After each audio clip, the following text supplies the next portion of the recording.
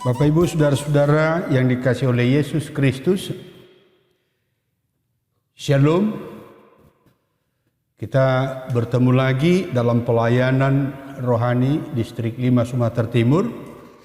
Untuk itu, sebelum kita mendengarkan firman Tuhan, mari kita berdoa. Kita berdoa. Damai sejahtera dari Allah Bapa yang melampaui segala akal dan pikiran manusia, kiranya menyertai saudara-saudara sekalian. Amin. Bapak Ibu saudara-saudara, mari kita baca firman Tuhan yang tertulis dalam Kejadian pasal 1. Kita baca mulai dari ayat 26 sampai ayat 31. Baiklah, saya akan membacakan firman Tuhan untuk kita minggu ini. Beginilah firman Tuhan.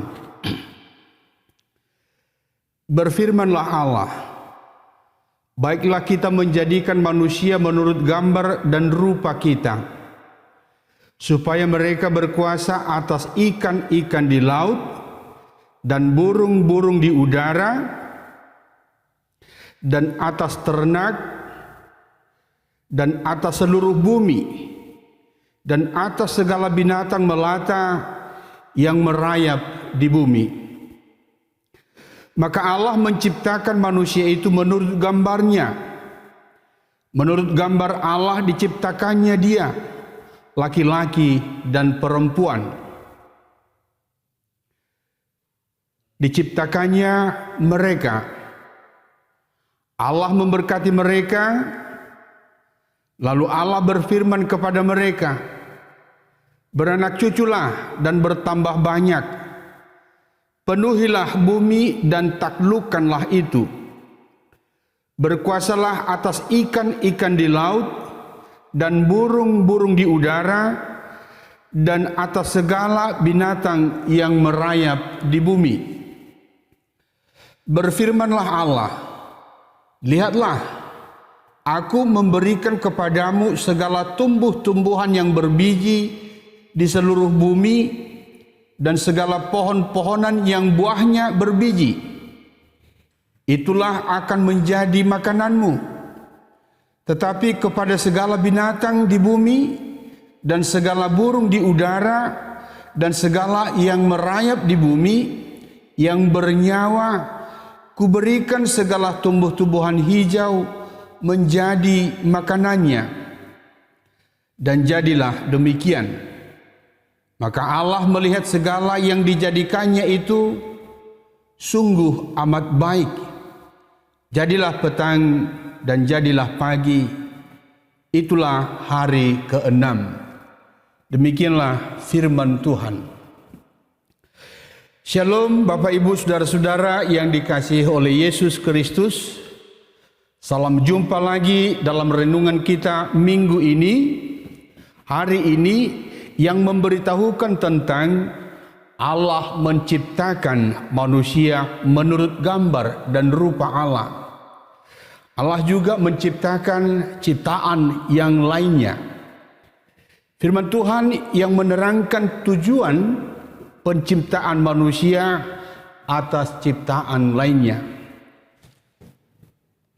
Bapak Ibu saudara-saudara yang dikasihi oleh Yesus Kristus, saya akan menerangkan dengan sebuah kejadian. Teknologi masa kini semakin canggih. Para ilmuwan bahkan banyak menciptakan robot yang bisa menggantikan tugas manusia. Tentu kabar ini menjadi kabar gembira, tetapi sekaligus menjadi kabar sedih. Karena dengan adanya bantuan robot, tugas manusia bisa sedikit berkurang. Dengan tenaga robot juga, tentu kerja manusia semakin berkurang. Saya ambil beberapa contoh. Ada robot RIBA, robot interaktif body assistance. Robot yang lengannya, yang layaknya seorang perawat di rumah sakit. Dia bisa menggendong pasien, dia mengenali suara suster di rumah sakit itu, dia juga mengenali setiap pegawai di rumah sakit itu. Bahkan yang luar biasanya dari robot ini, setiap wajah para perawat di rumah sakit itu dan juga pasien, robot itu bisa mengenalinya. Yang kedua, ada robot pencuci rambut yang bekerja di salon manula dan disabilitas. Robot ini buatan Panasonic. Robot ini memiliki 24 jari dan sangat mirip dengan jari-jari manusia yang dapat membersihkan rambut manusia, memijatnya, membilas rambut dengan hanya 3 menit saja. Apa yang mau saya katakan dari peristiwa yang 2 tadi? Setiap benda yang di sekitar kita pasti memiliki kisah di balik pembuatannya. Pasti ada tujuannya, ada alasannya mengapa benda itu diciptakan sedemikian rupa sehingga dia memiliki fungsi yang demikian. Yang pasti semua itu adalah untuk mempermudah pekerjaan manusia, mempermudah pekerjaan kita, meningkatkan kenyamanan kita dalam hidup ini, membuat kita semakin sejahtera. Mari kita kembali ke firman Tuhan minggu ini yang mengkisahkan Allah menciptakan manusia dan ciptaan lainnya. Pasti memiliki tujuan. Tujuan yang ditentukan oleh Allah sendiri. Tuhan menciptakan manusia, dikatakan di sini menurut gambar dan rupa Allah.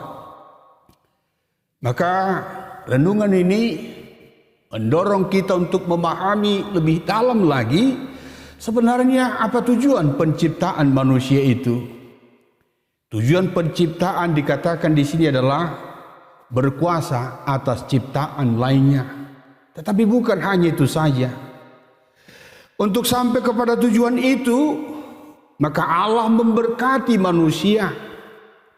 Apa maksudnya memberkati? Artinya adalah Allah memberi kemampuan, kelebihan atas ciptaan lainnya. Manusia juga diperintahkan untuk berkembang biak di bumi ini. Ketika Allah memberkati manusia, maka pasti manusia lebih cerdas dari ciptaan lainnya. Ada kata di sini berkuasa, taklukkanlah. Itu memaknai bahwa manusia tidak bisa mengeksploitasi secara berlebihan bumi ini. Manusia tidak dapat memperbudak. Manusia tidak dapat memperkosa semena-mena ciptaan lainnya. Tapi ada tanggung jawab yang besar di pundak manusia sebagai ciptaan yang paling sempurna dari antara ciptaan lainnya. Ketika kita membandingkan dengan ciptaan lainnya, manusia itu lebih sempurna. Sebagai ciptaan yang sempurna dibanding dengan ciptaan lainnya, yaitu menjaga ekosistem bumi ini agar tidak rusak. Keberlangsungan ciptaan ini tidak rusak oleh manusia. Kesitulah kita diingatkan oleh Allah hari ini. Kita bisa hidup berdampingan dengan ciptaan lainnya yang tinggal di bumi ini dengan damai dan sejahtera. Maka Bapak Ibu Saudara-saudara yang dikasihi oleh Yesus Kristus, sebenarnya manusia wajib memuliakan Tuhan dengan memanfaatkan ciptaan ini untuk kesejahteraan terhadap sesama ciptaan. Bukan hanya manusia yang sejahtera, tapi ciptaan lainnya juga harus sejahtera. Itulah panggilan yang kita nikmati dalam renungan hari ini. Kita wajib memelihara dan menjaga bumi ini, melestarikannya. Bumi ini kita wariskan kepada anak cucu kita nantinya dengan penuh ketenteraman. Lingkungan hidup yang tidak tercemar. Inilah tugas mulia dari Tuhan.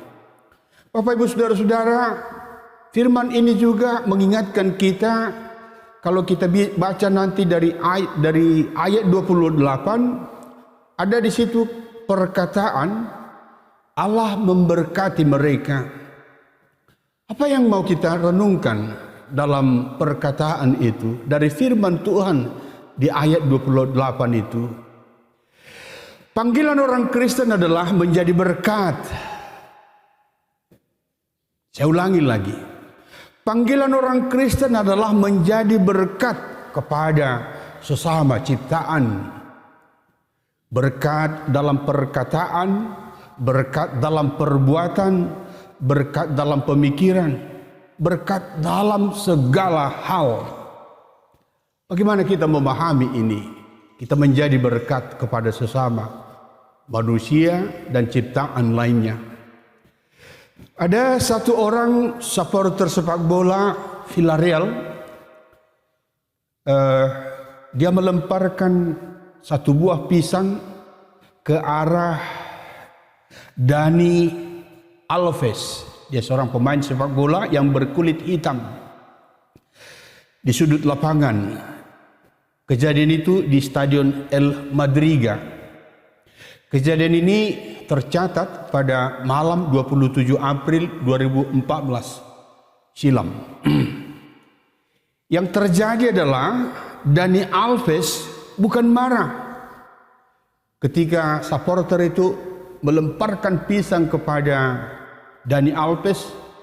Dia seorang kulit hitam, dia tidak marah, tapi dia santai saja. Dia tidak marah, sebaliknya silogisme dari lemparan pisang itu adalah sebenarnya yang mau dikatakan di sini, Dani Alves itu karena dia berkulit hitam, dia mirip seperti monyet. Maka ketika monyet itu dia suka dengan pisang, itu seperti silogisme, perumpamaan, perbandingan. Kamu Dani Alves, sebenarnya kamu mirip monyet. Itu yang mau dikatakan oleh supporter tadi. Uniknya Alves malah mendatangi buah pisang itu. Kemudian dia memakannya, seolah-olah berkata kepada supporter tadi, memang pisang ini cocok bagi saya sebagai seorang atlet. Pisang ini punya vitamin untuk memperkuat vitamin saya.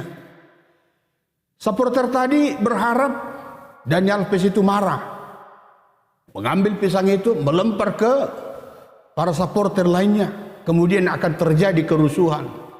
Tapi yang terjadi bukan itu yang dilakukan oleh Dani Alves. Dia memakan pisang itu, kemudian dengan bahagia dia bertanding sepak bola.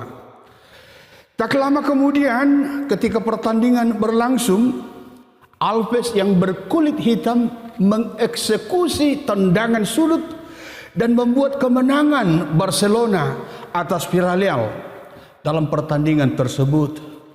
Bapak Ibu Saudara-saudara yang dikasihi oleh Yesus Kristus, dari cerita itu, cerita nyata itu menginspirasi kita umat Kristen untuk menjadi berkat kepada sesama ciptaan. Saya akan tekankan lagi bagaimana kita menjadi berkat kepada sesama. Pemimpin gereja, hamba-hamba Tuhan harus menjadi berkat kepada jemaatnya. Guru-guru di sekolah, mereka harus menjadi berkat kepada anak didiknya. Suami menjadi berkat kepada istrinya dan sebaliknya. Istri juga harus menjadi berkat kepada suami. Orang tua terpanggil karena firman Tuhan menjadi berkat kepada anak-anaknya. Keluarga Kristen menjadi berkat kepada keluarga yang lain. Orang Kristen menjadi berkat kepada bangsa dan negara Indonesia dan kepada bumi ini. Demikianlah firman Tuhan mengingatkan kita minggu ini.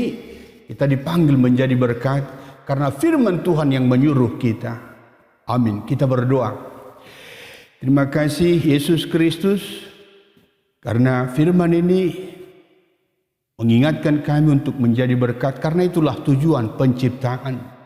Menjadi berkat kepada sesama manusia, kepada sesama ciptaan Tuhan.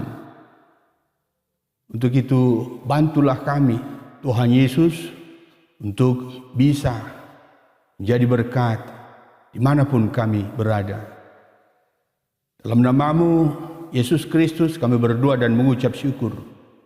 Amin.